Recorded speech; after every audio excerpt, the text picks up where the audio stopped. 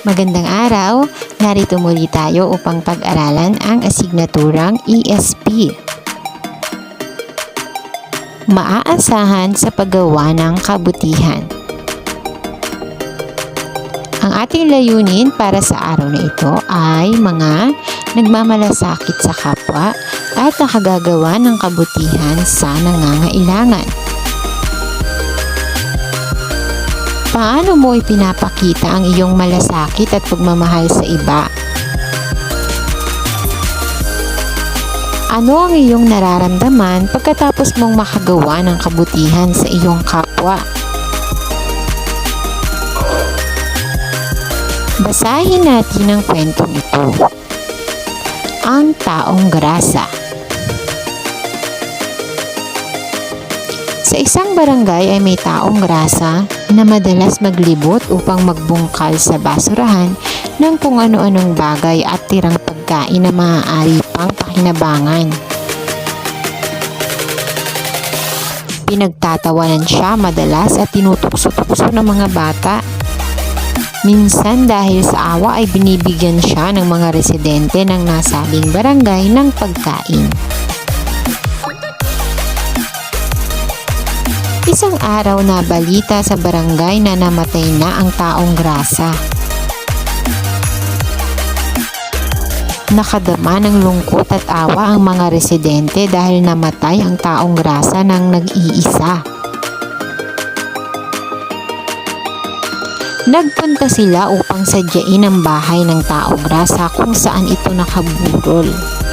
Nang natagpuan nila ang lugar ng taong grasa, anong laking gulat nila sa kanilang nadatnan. Sa labas ng barong-barong nakaburol ang taong grasa. Pinagtulong-tulungan ng kapitan at mga barangay kagawad ang burol nito. Sa loob naman ay nakaratay ang may sakit na matandang ina ng taong grasa. Umiiyak ang ina dahil tanging ang anak niyang namatay ang nag-aalaga at sumusuporta sa kanya.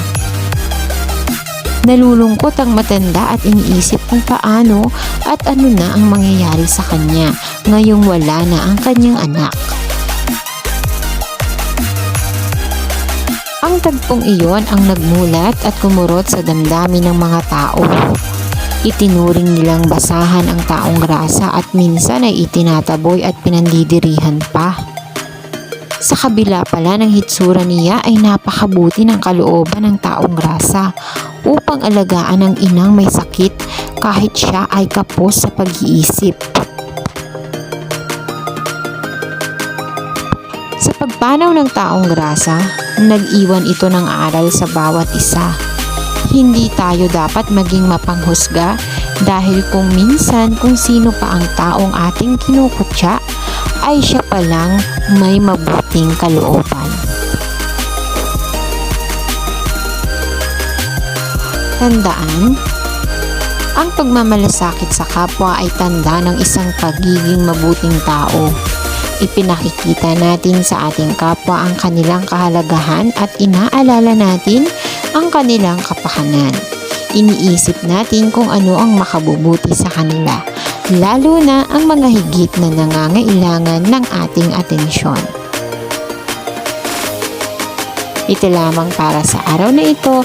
Maraming salamat sa ating panonood.